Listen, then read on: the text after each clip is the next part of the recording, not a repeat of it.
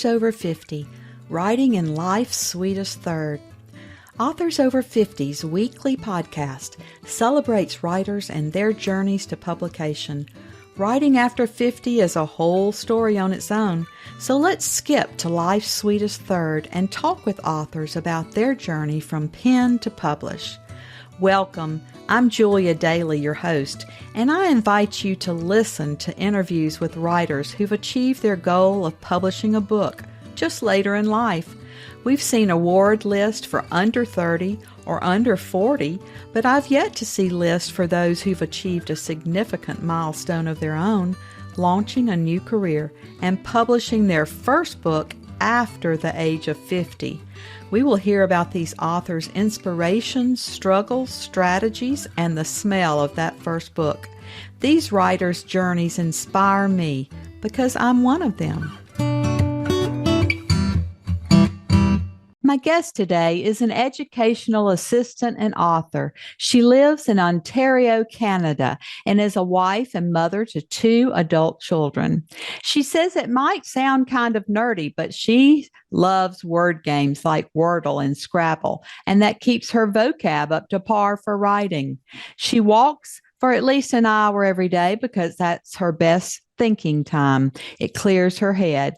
Searching for a Stranger and Finding Myself, a memoir, is her first book. Welcome to Authors Over 50, Wendy Scott. Thank you very much, Julia. I'm glad to be here today. And nice to meet you. It's nice to meet you. Wendy, our opening question on Authors Over 50 is always, what took you so long to write your first book? Well, I really pondered this question because there's quite a few answers, but I think the obvious one for myself, if anybody knows me, it would be lack of self-confidence and lack of self-esteem. I have written like small pieces, and I had them in like today's Parrot magazine. And I think I also submitted something to Reader's Digest. It was kind of a joke. So those were very, very small, but writing a book is a big commitment. And I just didn't feel I had the self-confidence to write a whole book because that's a lot of words. That's a lot of time, I guess. And my best time is when I'm alone, like especially for reading. And as you said, I have 2 children, and like they're older now, they're adults. So I think that, and being alone, because I was divorced at the time and separated, and COVID, I had lots of alone time. So that really provided the opportunity for me to reflect back on my life and to really sit down and think, you know what, am I going to do this? And how am I going to do this? And I felt it was the perfect time to do it. Well, Wendy, you and I share the same journey. We share the adoption journey. So why don't you tell us a little bit about your inspiration for this story and your part of the journey? Okay. I grew up, I grew up knowing that I had an adopted half sibling. But back in that time period in the 60s, it was very secretive when someone had a child out of wedlock and it was adopted. So it was my dad's child, and his family just didn't want to talk about it. They felt it was secretive. So I always knew about it. My mom knew about it. And we just we talked about it once in a while. But then as I grew up and I was having children of my own, I had 1 child, and I was having difficulty having another child due to some physical complications. I thought, I wonder what it's like for this adopted sibling of mine. Maybe they don't have any brothers and sisters. I grew up with two sisters who I love dearly, and I don't know what I would do without them. And so my son, I thought, what if he grows up by himself? What will that be like? So I thought, I want to go and I want to find this half sibling of mine to let them know that I'm out there and maybe we could have a friendship. I knew that it would never be like what I have with my sisters because we grew up together and went through so many things together. But yeah, so my book is about the search, and it was well before the internet. I know nowadays you just go on Facebook, you have DNA testing, but I didn't have all that because this was around the 90s. So I did a lot of library research, newspapers, telephone directories, a lot of chatting with people, genealogy. And yeah, so I grew up very shy with no self esteem because of my red hair, which I love now, but I didn't love as a child. Yeah, so my journey made me into the person I am today.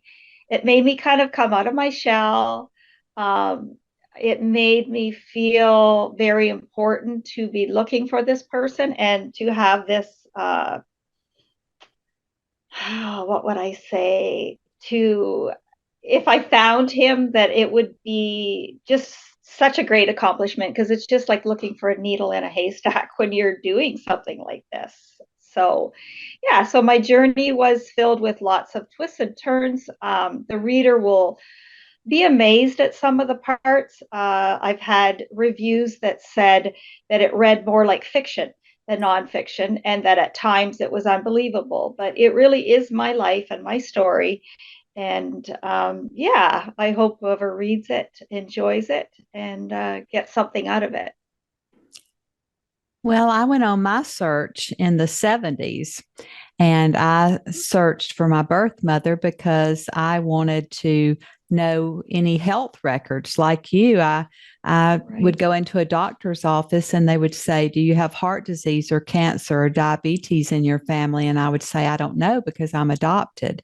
And so I wanted Right. to have those records. So that's the reason I began my search for my birth mother. And then many years later, DNA results proved that I had a birth father's family out there. So that was an interesting journey as well. But I turned my book into fiction and just used a thread of my own memoir running through it because my birth mother had not told her family that she had given me up for adoption. And so once I found her, I respected, her story and waited until after her death before I wrote about it. But it's a very interesting journey, especially those times that were so secretive and there was so much shame and guilt heaped on the heads of unwed mothers. And I hope that our times have changed since then. Yeah, I think so. I know most people I've talked to nowadays that have a child and maybe give it up for adoption, a lot of times they still have a relationship with that child or their family has a relationship. Um, and I just don't think mothers are forced with that stigma that they have to give up that child. They know that they can get a job and support it, whereas back then I believe from what I've gathered that you were at a stay-at-home mom, that you didn't work, and how could you afford to have a child? So yeah, I think it's easier nowadays to keep your child rather than give it up. I certainly hope that's the case. Well, once you wrote this book, how did you proceed? Did you search for an agent, decide to choose a hybrid, a small press, or did you self publish? I decided to self-publish. When I was having children, I did try writing some children's books and I sent them away to publishers, and with all these great hopes that, yeah, they're going to be published, but no, all the rejection letters. I didn't send it away to hundreds of places, which maybe that could have been the ticket. But back then you had to actually type it up and put it in an envelope and send it away. So it was costly too. So no, I decided to self-publish after talking to two author friends of mine that the one was a friend of a friend, and the other was just a lady that yeah, I guess she was a friend of a friend too. So yeah, they had decided to self-publish as well, and they have been my mentors all along.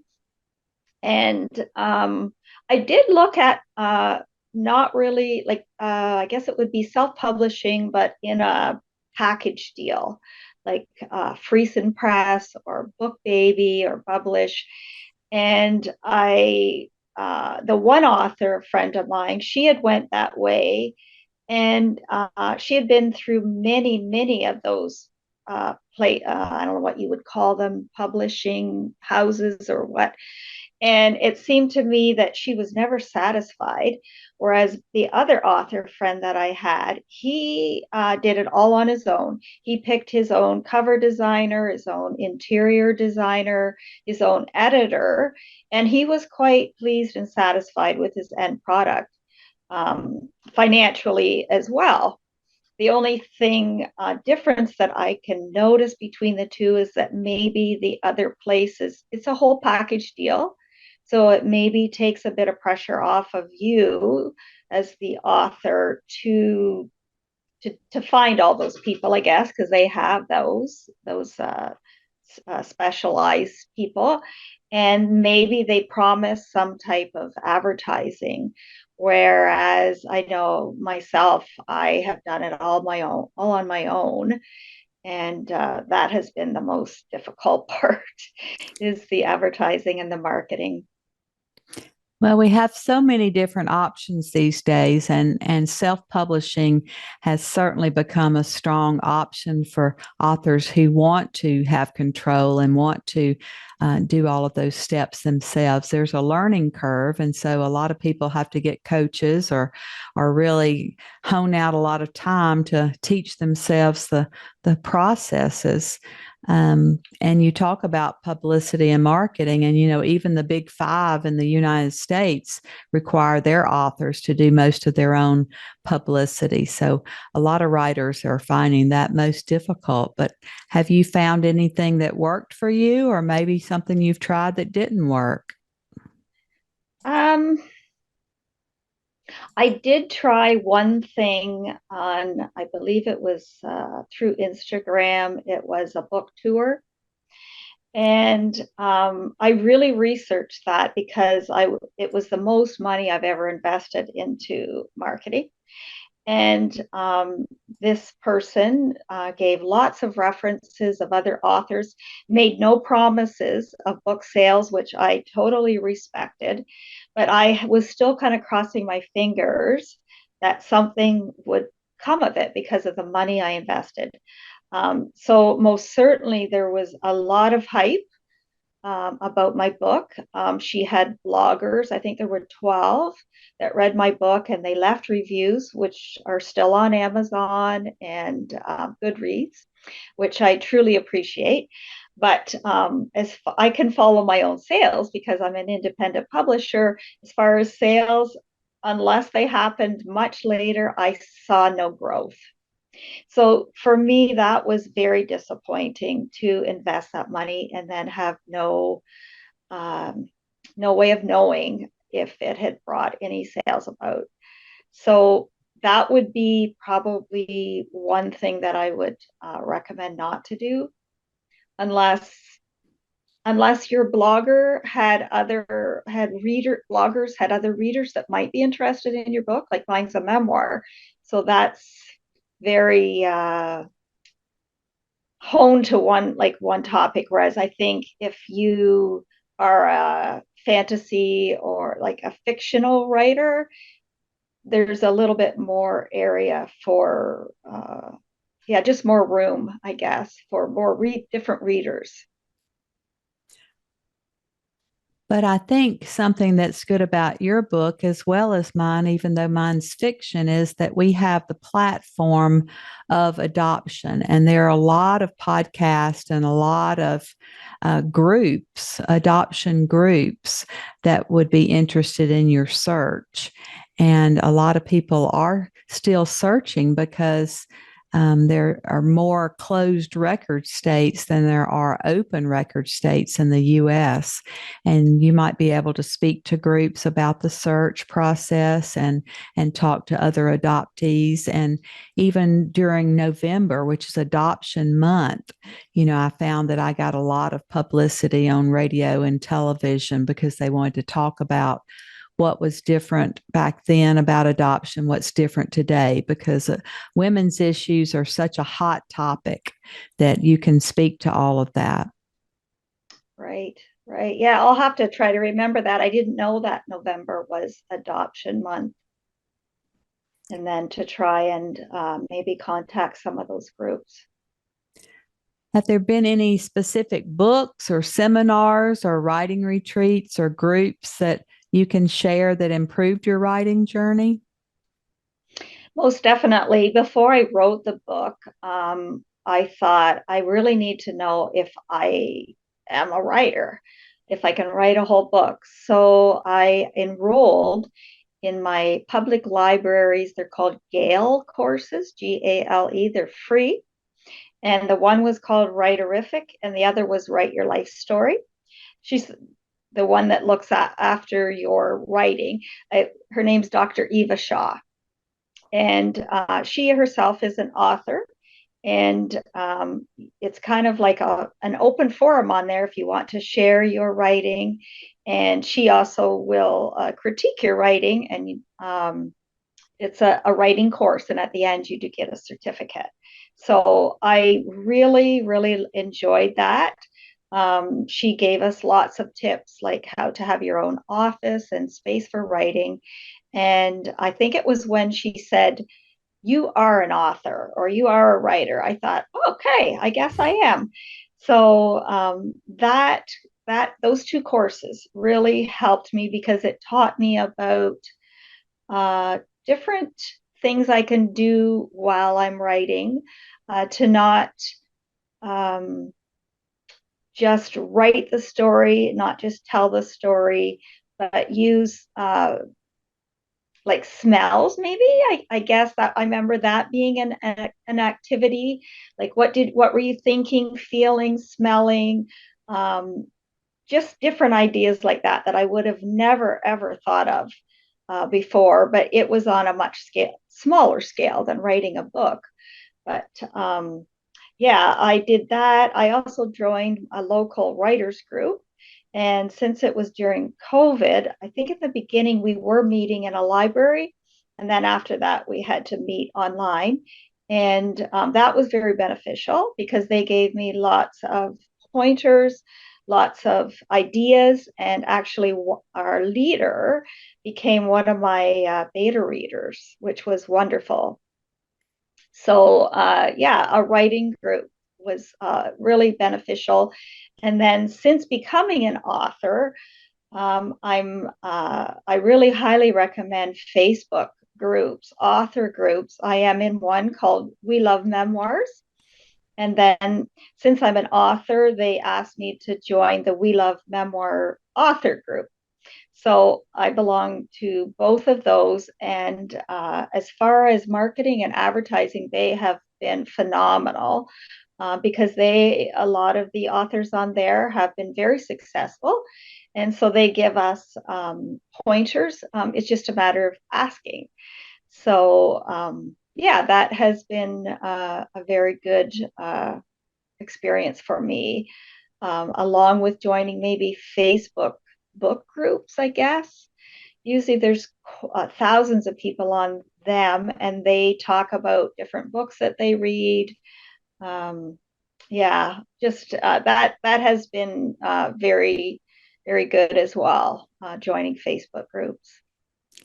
The internet provides so much talent from around the world. So there's so many courses, and I'm always asked, what courses did you take? And I'll say most of them are online because of COVID. We know now that we can go anywhere in the world and get writing courses or writing retreats or conferences and meet up with so many authors and professors and professionals from around the world. Right. Yeah. Yeah. It's been fantastic to be able to be on the internet, and COVID actually helped with that, I guess, to make us be more online. Well, why don't you tell us a little bit about the passage you've brought to share today and then read from it so we can hear your tone and voice? Absolutely. So I have picked one of the chapters out of my book. My book is not a hard book to read. It's very, very easy. It's just the way that I'm talking right now. So a lot of people say it's like sitting down with you for coffee and just chatting back and forth. And my chapters are not long. I made them that way for a reason, so that you would flip through them and then want to go to the next one. So the first one is a pretty good introduction of my book and the setting of how it all began. So the first chapter is called Shot in the Heart. And the date was July 22nd, 1967. A young woman was heard screaming and seen running down the street during the early morning hours of this fateful summer day. She would later have to be sedated after police questioned her for several hours about the shooting death of her boyfriend, Leonard Hawkins. Leonard had been killed at the home where she had been staying in London, Ontario. Nancy, a pretty blonde in her mid-teens, had somehow become involved with Leonard, a married man. Her father had died when she was young, leaving her mother with several children to raise. This may have been why Nancy was looking for love in all the wrong places. She met Leonard and instantly fell in love. Even knowing he was already married to Jean Hawkins, born Meadows, and had 3 very young girls, didn't stop her from pursuing him. Against all odds, he left his wife and children to be with her. Little did she know, at this young age, habits die hard. Leonard had been unfaithful to his wife, was young and attractive, and wasn't about to change his ways. He liked to go on all-night benders with his buddies and enjoyed a single man's lifestyle. He didn't want to answer to anybody but himself. Their relationship together was short-lived, lasting only for a few years. In that time, they traveled west for a number of possible reasons, such as being near to his extended family, finding work, or hiding something like a pregnancy. Yes, Nancy had become pregnant while under the age of 18, so now was going to have a child to take care of.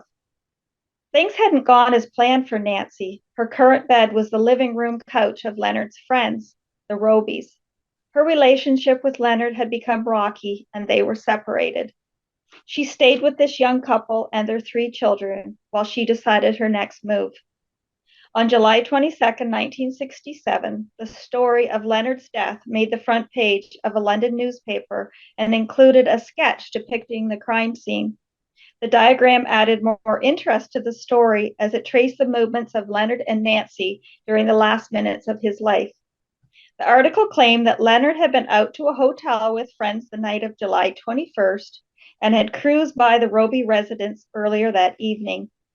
Later, at some point, he left the hotel and went to the Roby's house, where he broke in and found Nancy on the couch asleep. He shook her awake and threatened to kill her. Nancy fled, running into the Roby's bedroom for help. Mr. Roby grabbed his gun, searched his house, and then called the police. While Mr. Roby was dialing the last digit, Leonard ran back into the house and charged at him. Leonard grabbed the barrel of the gun and punched Mr. Roby. During the struggle, the gun went off and a bullet slammed into Leonard's chest. In shock, Leonard ran to the bed, where he fell and died right in front of Mrs. Roby and Nancy. Fortunately, the 3 children in the home were spared the memory, as they were asleep at the time. Mr. Roby was later taken to the police station, questioned, and then released. No charges were laid, but the newspaper stated there would be an inquest. The article ended with a brief mention of Leonard being separated from his wife and 3 daughters. This was nothing neither Nancy nor the Robys would ever forget. All 3 were witnesses to his death. Shock, disbelief, and later regret would surely all play a part in their lives. No doubt the game "What If" played across their minds for years. Based on the witness testimony given by Nancy and the Robys, the shooting was classified as self-defense. But really, they could tell the story any way they liked. Who would ever know but them? Leonard's family members speculated if the truth had been told. Myrna, Leonard's youngest sister, attended the inquest where the jury found the shooting completely accidental.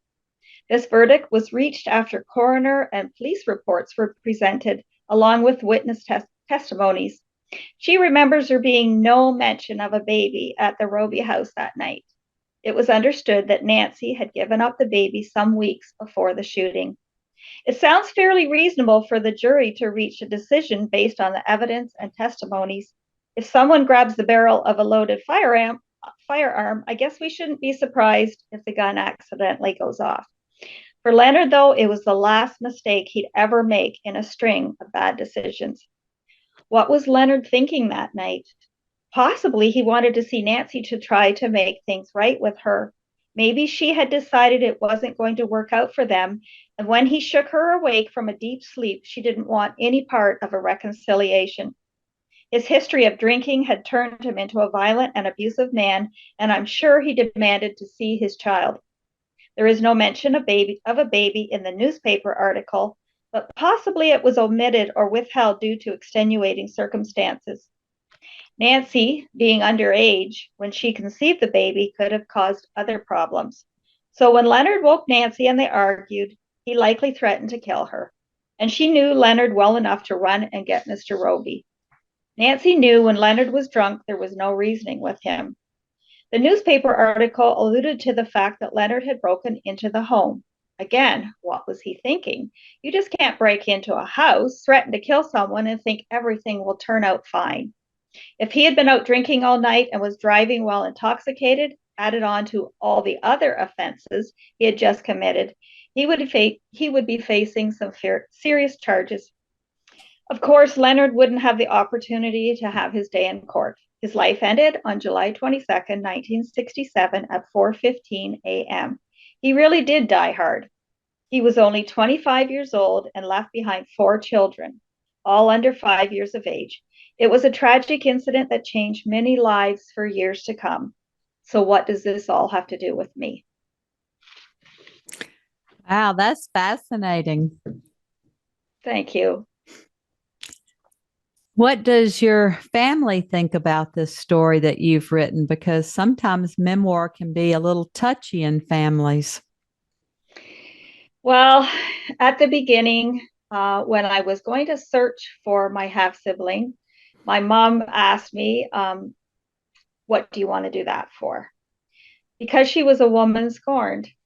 This woman and my dad had an affair, and she was left behind along with us. So she at first was, I would say, just not a good support. It's not like she said, don't do it. She just said, what do you want to do that for? And when I explained to her, well, this is part of me. This person is half my blood. That's why I want to do it. And I want to put closure to this. This is something that's always been in the back of my mind. And I want to find them and let them know that I'm out there.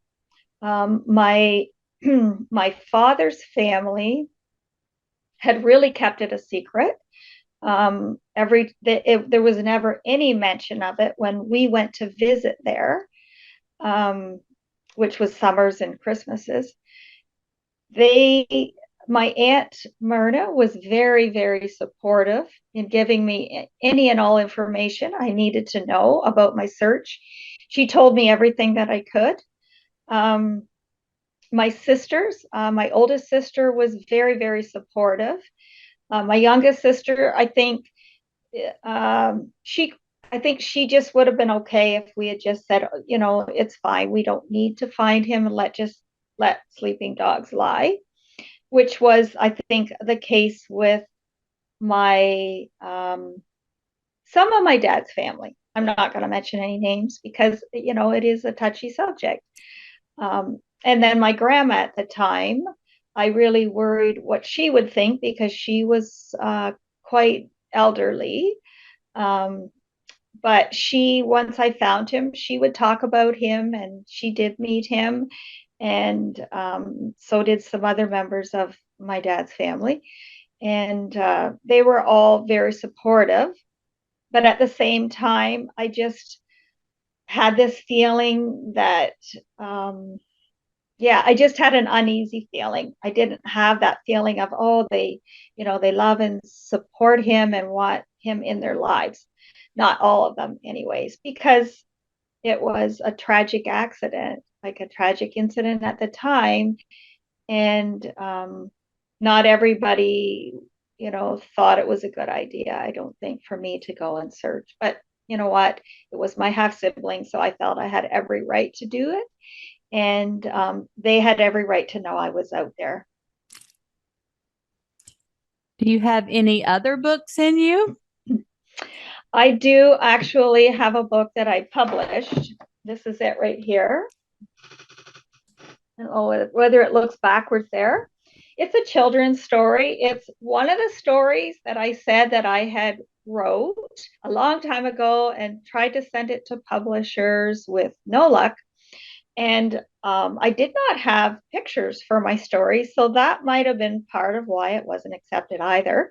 But I took this idea to my writers group, my local writers group, and said, I have this story. Do you think I should get an illustrator, or what should I do? And they said, Wendy, why don't you try publishing it with no pictures in it?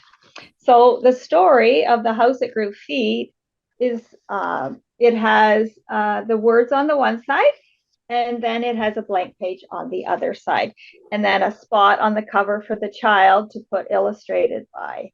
So that's one of the books. Although because of the design of it, and because you want the children to be able to lay it flat, it can't be perfect bound, so Amazon cannot print it and distribute. I can't distribute it that way. It has staples. So this one has been a little bit harder to promote, I would have to say, because there is no Amazon or Ingram Spark to help me along that journey. I do have another book. If I can find the right way to promote this one, I think I'm going to have to put a little bit more money into my advertising with that one. And I also have to mail it to people. I have it printed here in the town that I live in, and which is nice to have a local printer. And I mail it out to people. So yeah, that's my book. I can see that at a summer reading program at the library, and bring in an artist and help the children illustrate their own book would be very cool. Yes. Yeah. Well, I have done a couple of local vendor shows where I sell the book. And what the kids and I do is I read the story, and then we collaborate together and we do a drawing of one of the scenes out of the book. And we do it on a bigger piece of paper so that they can all participate. And yeah, that went well. Well, Wendy, as always, our last interview question is, our readers over 50 are a unique group. Do you have advice for writers 50 and above? I suppose so. I think I kind of touched on what I wanted to close with already, but I truly believe that if you feel that you could do this, that you should try to practice your craft through a course, a writing course. And that way you can gain some self confidence in your writing and learn some different techniques. So, yeah, absolutely try some free creative writing classes in your area if possible. Join some groups on Facebook. Like I said, if it's a memoir, We Love Memoirs is an awesome group. And then again, the Facebook groups, I guess, and a local writers group will help you, and it'll help you gain some self confidence in your writing. And yeah, if you feel like doing it and you think you have a story to tell, then I would say go for it. Well, we just appreciate that advice today and so happy that you've been with us because I applaud you for the journey you took to find a half sibling. This is a very brave attempt, and I always tell people we have a lot of love to give for many people, for friends and family, but for others as well, and we can just expand our tent and invite others into it. So I'm sure that your journey was well worthwhile, even as you said that it just brought you a lot of confidence and self-esteem along the way, and you found a lot more about yourself and what your inner self was capable of doing. So thank you so much for sharing with us today, and we're excited to say that you're now one of our authors over 50. Thank you so much for having me, Julia. It was a pleasure. Thank you for joining us today. Please look for Authors Over 50 every Thursday when we will have conversations with accomplished debut novelists over the age of 50. Please subscribe and share with a friend. And check out my own publication journey after 50 at www.juliadaily, that's DAILY, like dailynewspaper.com. Until next time, keep reading and writing. And remember, it's never too late to fulfill a dream in life's sweetest third.